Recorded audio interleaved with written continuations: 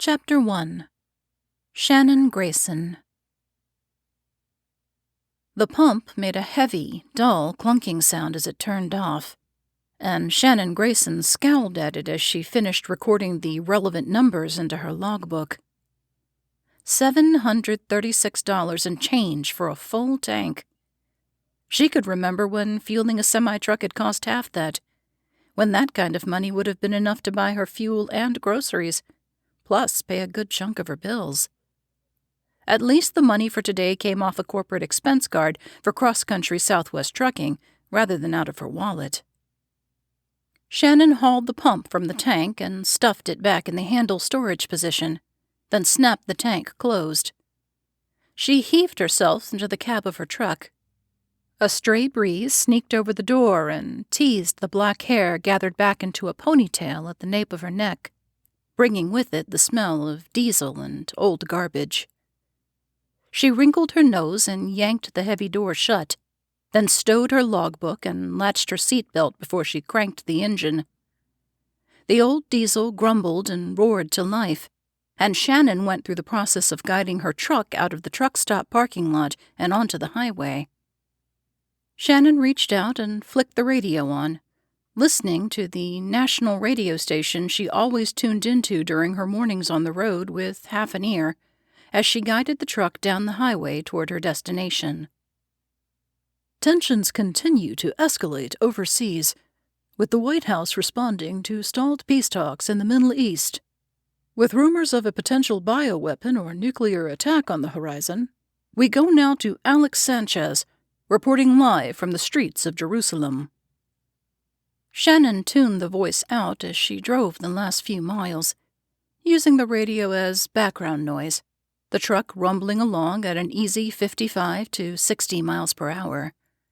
A sign saying speed limit 75 slid through her field of vision, and Shannon ignored it with practiced ease, knowing from experience that the tag saying, "Caution, trailer speed limit is 60 miles per hour for safety," was every bit as important as the bullet point above it saying, "Caution, vehicle makes wide turns." 20 minutes later, the Oklahoma South-Central Retail Supercenter came into view, a large sprawl of a building plopped in the center of a vast concrete expanse in the middle of nowhere. The parking lot already held a surprising number of cars, despite the early hour, and the fact that the store had opened a mere half-hour before. But, well, when the store sold pretty much anything and everything, then she supposed there was always someone in need of something at any hour. Shannon carefully guided her truck around toward the back of the store, to the loading and unloading zone. She half-listened as the weather report was broken by a special news bulletin. Disaster is unfolding in Washington, D.C. As White House correspondent Jeremy Coburn reported, there was a bright flash in the sky. We're waiting to hear more from Jeremy, but government agencies and cities around the capital are reporting massive breakdowns in technology. Cars have stopped functioning, leading to hundreds of crashes, and even basic have stopped. Electronics dying all over. The announcement cut out in a harsh crackle of static. Shannon winced and pawed at the console until she managed to connect with the knob to turn the radio off. Technology breakdown in Washington. That would have the politicians and the National Guard up in arms, but it had nothing to do with her. Shannon shrugged, then focused her attention on rounding the last corner to the loading zone. There were 2 other trucks in line ahead of her. Shannon scowled, annoyed but not surprised. She'd known other trucks might arrive first. It was the risk she'd taken, stopping to fill up her tank before finishing her run. On the plus side, she wouldn't be stuck waiting for gas afterward, when there were likely to be more trucks on the road, and more trucks and cars at the truck stop. The time spent waiting now meant she could buy a cup of coffee or tea inside, and get something that didn't taste like oil-tainted paint thinner or grass-flavored water. She pulled into one of the long truck parking spaces near the loading and unloading bays and shut the truck down before grabbing her jacket, bag, and phone. Its screen blinked up at her.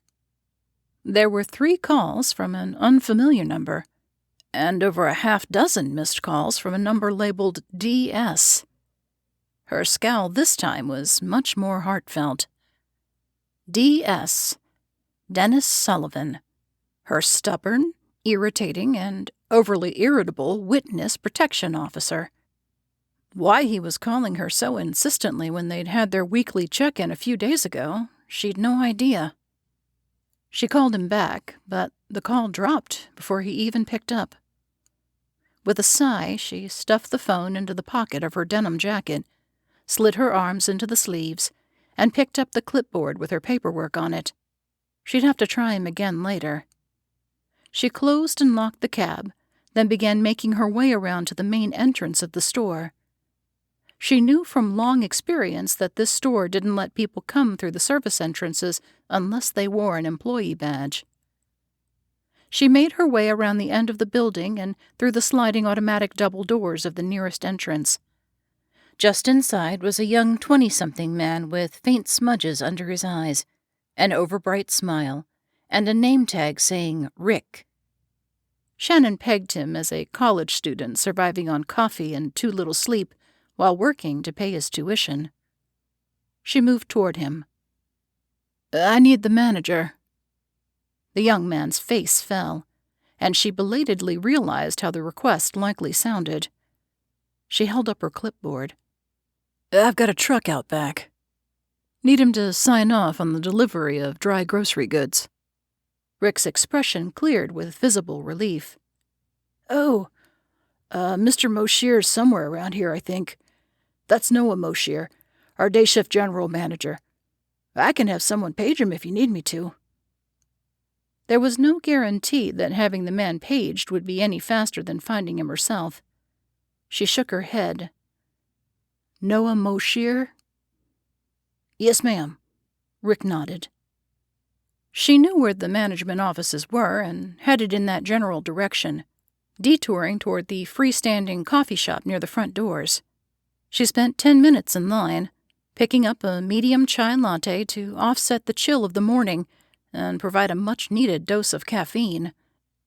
Cup in hand, she strolled down the row between the grocery area and the clothing section, eyes traveling over the selection in the women's department as she made a mental list of what she might want to pick up before she got back on the road. She needed new jeans, and maybe a new shirt or 2. Or 3. And more shampoo and soap. Hotel and travel stop soaps worked well enough, but she liked to use gentler or scented products on occasion. There were plenty of jeans, as long as she could find a pair of size 10 petite with a comfortable waistline. Plenty of shirts in every size, so she'd have no problem with that. Maybe she'd pick up some socks and other essentials while she was at it. The cup was half emptied by the time she made her way to the back. Clipboard in hand, she stood outside the office and peeked through the half-shuttered windows to see if there was anyone inside. She caught sight of a middle-aged man with short brown hair that had probably been neatly brushed at the beginning of the shift, working away at stacks of paperwork. His pale blue shirt had a silver badge clipped to it with the name Noah, and a dark brown tie was knotted neatly at his throat. Shannon took the time to finish her drink and toss the cup in a nearby trash can before she knocked firmly on the door. There was a muffled, "Enter." Shannon shoved the door open. "Got the manifest for the dry goods truck for you to sign for." Moshear waved her inside with a distracted manner, not even looking up. Yes, of course. Give it to me and I'll sign it so you can take it to the stocking team. But they've got other trucks to unload.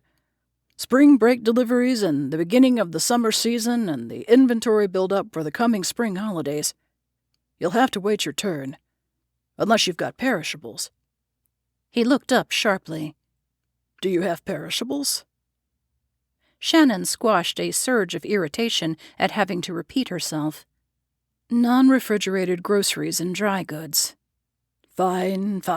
I'll put in a call." Noah Moshear took her clipboard and began scanning it. Shannon waited, controlling her impatience with an effort. She knew she'd be waiting, but she didn't particularly want to be waiting in Moshir's office. She'd never gotten along well with paper pushers. Too straight-laced and stuffy. Noah finally scrawled his signature across the last page on the appropriate line and shoved the clipboard back in her direction. "Take it around to the loading bay." Shannon made a wordless, vaguely assenting noise and took the clipboard, glad to leave the cramped small office and Moshir, who looked to her like the poster boy for corporate stooge and desk jockey. Outside Noah's office, she tugged her phone free of her pocket. Time to try to get through to Dennis again. She wished he'd just left a message, but that was one of the things Dennis was a real stickler about. He didn't leave messages that might clue someone in to her status and location. Or his, if she happened to lose the phone or someone else happened to go snooping. She heaved an irritated breath and hit the speed dial on her phone. Dennis was the first number listed. The phone rang once, then the ringing died into hissing, crackling static. Shannon jerked the phone back from her ear with a flinch as the cell phone died with another crackling buzz. Another dropped call, but this one was different from before. The lights flickered then, and a high-pitched whine split the air, followed seconds later by the scream of every alarm in the building. The sound was deafening and painful, and made Shannon duck her head and slap her hands over her ears. Noah Moshir darted out of his office. "What on earth is happening?" With another shrieking surge, everything died. The alarms with a wailing screech that set Shannon's teeth on edge, and the lights with the popping crackle of blown bulbs and fuses. Emergency lighting flickered through the store, unsteady as candles in the wind.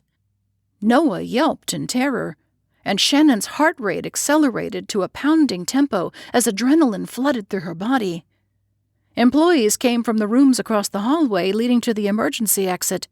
One of them ran up to Noah. "What should we do?" Noah looked around, and Shannon could tell he wasn't used to dealing with anything like this. "All right, no one panic.